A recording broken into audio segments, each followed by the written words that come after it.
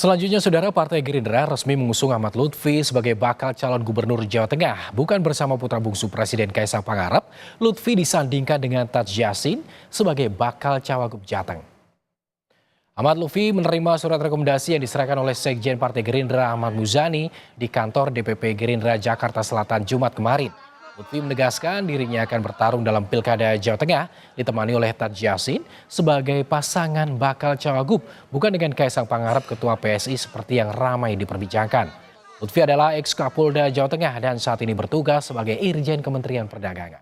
Saya mengucapkan terima kasih kepada Ketum. Nanti setelah kita daftarkan kan baru satu rekop.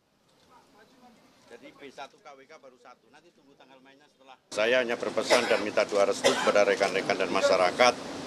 Kiranya nanti saya bisa bermanfaat untuk kita, masyarakat dan wilayah Jawa Tengah. Oke?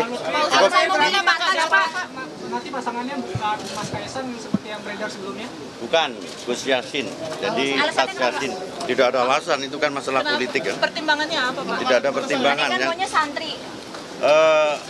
Itu kan apa ya? Itu semua adalah komitmen partai ya. Artinya perjalanan politik kita ditentukan oleh partai-partai pengusung, bukan pakai alasan. Okay? Berarti ini membuktikan Mas Kaisang nggak akan maju? Nggak akan maju.